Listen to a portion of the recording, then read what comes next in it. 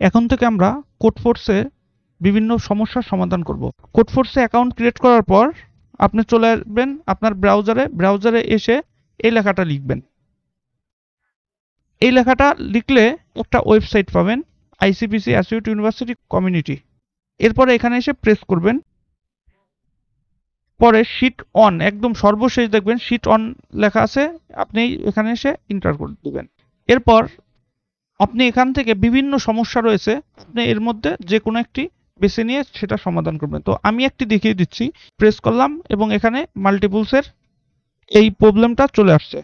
এখানে চলে আসার পর আমরা যেটা দেখতে পাই যে একটা এখানে কোশ্চেন দেওয়া রয়েছে, আমরা এই কোশ্চেনটা পড়ব।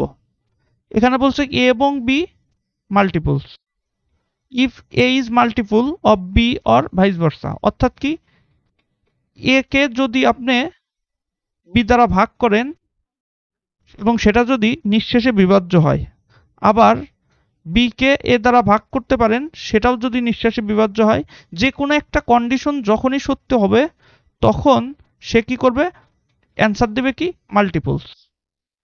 আর যদি এর মধ্যে কোনোটাই যদি সত্য না হয় তাহলে অ্যান্সার দেবে কি নো মাল্টিপলস। এখানে কি বলছে ইনপুট, এখানে বলছে only one line contain two numbers. অর্থাৎ এই যে একটা লেন্থ দেওয়া রয়েছে, এই লেন্থের কাজটা কি, এই লেন্থের কাজটা হচ্ছে আপনাকে শুধুমাত্র এটাই বোঝাইতেছে যে আপনি ডেটা টাইপ হিসেবে কোনটা ব্যবহার করবেন। আপনি তো ইন্টিজার ব্যবহার করতে পারেন, আবার লং ইন্টিজারও তো ব্যবহার করতে পারেন।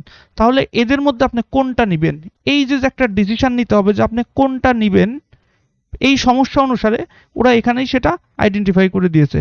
তো আমরা জানি যে ইন্টিজার টাইপের ডেটা সে সর্বোচ্চ 10⁹ পর্যন্ত নিতে পারে, আর এখানে ভ্যালুটা কত পর্যন্ত আছে, 10⁶ পর্যন্ত। যেহেতু 10⁶ পর্যন্ত আছে, তাহলে তো আমার লং ইন্টিজার টাইপের এই ডেটা টাইপটা ব্যবহার করার কোনো প্রয়োজনই নেই। আমরা ইন্টিজার নিয়েই এটা ব্যবহার করতে পারবো বা এই কোডটা সমাধান করতে পারবো।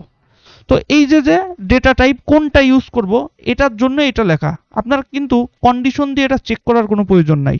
এটা শুধুমাত্রই লেখা হয়েছে কেন, যে ডেটা টাইপ কোনটা নিব এটাকে বোঝানোর জন্য। এখানে দেখেন 9 এবং 3 আছে এবং আউটপুটে আছে কত, মাল্টিপলস। আমরা সিনট্যাক্সটা শুরুতে নিয়ে আসি। যেহেতু ইউজারের কাছ থেকে দুইটা নাম্বার নিতে হবে, আমরা সেই নাম্বারটা একটা ভেরিয়েবলের মধ্যে স্টোর করি, এ এবং বি ভেরিয়েবলের মধ্যে স্টোর করি। ইউজারের কাছ থেকে নাম্বার আনার জন্য স্ক্যানএফ ফাংশন ইউজ করলাম। এখন ইউজার কিন্তু দুইটা ভ্যালু দেবে, সেই দুইটা ভ্যালু কিন্তু আমার এখন এ এবং বি এর মধ্যে আছে। ভ্যালু কি কি আমরা একটু দেখে আসি। ভ্যালু হচ্ছে, শুরুতে ভ্যালু আছে কি 9 3, তো আমরা এটা দিয়ে একটু টেস্ট করি। 9 এবং স্পেস দিয়ে 3। এর পরের কাজ কি, এখন আমরা চেক করব ভ্যালুগুলো কিসের মধ্যে রয়েছে, এ এবং বি এর মধ্যে। আমরা এখন চেক করব ইফ, যদি শেষে বিভাজ্য মানে কি, ধরেন আপনি 2 দিয়ে 10কে ভাগ করতেছেন, ভাগ করলে এটা কত হয়েছে 10। এখানে এই যে 2কে 10 দ্বারা ভাগ করা যায়, এটা আমরা ডিসিশন এইভাবে নিতে পারি না, ভাগশেষ যখন 0 তখনই কেবল নিঃশেষে বিভাজ্য হয়েছে। আর যদি ভাগশেষ 0 না পাই তাহলে সেটা নিঃশেষে বিভাজ্য হয়নি। তো আমরা ভাগশেষ বের করার জন্য কি ইউজ করি, মডিউলো চিহ্ন।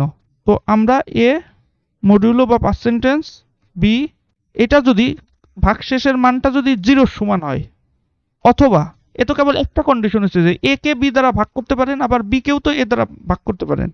তো বি মডিউলো এ, যদি এটাও হয়, যে কোনো একটা যদি সত্য হয়, তাহলে আমরা প্রিন্ট করে দিতে পারি কি মাল্টিপলস। যেন ভুল না হয় এর জন্য আমরা লেখাটা কপি করলাম, কপি করে এখানে পেস্ট করে দিলাম এটা। যদি এই কন্ডিশনটা সত্য না হয় তাহলেই কেবল কি হবে, নো মাল্টিপলস। যদি লেখাটা সত্য না হয় তাহলে কি অ্যান্সার আসবে, আউটপুটে কি দেবে, নো মাল্টিপলস। আমরা এটাকে কপি করে নিয়ে এখানে পেস্ট করে দিলাম। এখন আমরা যদি কোডটাকে রান করি তাহলে দেখতে পাই যে লেখাটা মাল্টিপলস আসছে। তো কোডটা কিভাবে কাজ করতেছে, দুইটা নাম্বার নিয়েছি, এখান থেকে চেক করতেছে দুইটা নাম্বার কি নিয়েছি 9 এবং 3, 9কে মুট করেছে 3 দ্বারা। যেহেতু ভাগশেষ 0 পাচ্ছে, এই কন্ডিশন সত্য হয়ে গেছে। সত্য হলে কি হয়েছে, এখানে চলে আসছে। এখানে চলে আসে প্রিন্টএফ ফাংশনের মাল্টিপলস লেখা আছে, সেই লেখাটা এখানে প্রিন্ট করে দিচ্ছে। যেহেতু ইফ এলসের আমরা কি জানি, ইফ এলসের মধ্যে যতগুলোই কন্ডিশন থাকুক রিটার্ন করে একটাই ভ্যালু, একটা কন্ডিশন ম্যাচ করলে বাকিগুলো আর চেক করে না। যেহেতু ইফ কন্ডিশনের এটা ম্যাচ করে ফেলছে, সেক্ষেত্রে আর ইলসের মধ্যে যাবে না। 6 এবং 24 আমরা এটা নিয়ে আসি। 6 24। এখন যদি আমরা কোডটাকে রান করি তাহলে দেখতে পাই মাল্টিপলস। তার মানে এই যে 6 এবং 24 দিলেও অ্যান্সার আসার কথা কত আউটপুটে, মাল্টিপলস এটাই আসছে। 12 এবং 5 যদি ইউজ করা যায় ইনপুটে, তখন অ্যান্সার আসবে কত, নো মাল্টিপলস। দেখি আমাদের কোডে আসে কিনা। আমরা এখানে 12 এবং 5 কোডটাকে রান করি, নো মাল্টিপলস লেখা আসছে। অর্থাৎ ওরা যে স্যাম্পল ইনপুট দিয়েছিল এবং সেই ইনপুট অনুসারে যে সকল আউটপুট দিয়েছিল প্রত্যেকটাই আমাদের এই কোড অনুসারে ম্যাচ করেছে। এখন আমরা এই পুরো কোডটাকে কপি করে কোডফোর্সে সাবমিট করে দিতে পারি। পুরো কোডটাকে কপি করলাম করে এখন এই যে দেখেন লেখা আছে কি সাবমিট কোড। সাবমিট কোড এখানে এই পেজটা আসবে তখনই যদি আপনার লগ ইন করা থাকে। আমার যেহেতু লগ ইন করা রয়েছে তাই আমার সরাসরি চলে আসছে। যদি লগ ইন করা না থাকে তখন কিন্তু এই পেজটা আসবে না, সেক্ষেত্রে আপনি লগ ইন করে নেবেন। এরপর এখান থেকে প্রবলেম নাম্বার সিলেক্ট করতে হবে। আমরা মাল্টিপলসের প্রবলেমটা সলভ করেছি তাই আমরা মাল্টিপলসকে সিলেক্ট করলাম। এরপর আমরা কোডটাকে পেস্ট করে দেব। আমাদের কপি করা কোডটা পেস্ট করলাম, এরপর সাবমিট দিয়ে দেবো। হ্যাঁ, আমরা দেখতে পাচ্ছি কি আমাদের কোডটা কিন্তু অ্যাকসেপ্টেড হয়ে গেছে। তার মানে আমাদের কোডটা ওরা যেভাবে চেয়েছে প্রশ্ন অনুসারে আমাদের কোডটা আউটপুট সেটাই দিচ্ছে। তো এইভাবে আমরা কোডফোর্সের বিভিন্ন সমস্যার সমাধান করব।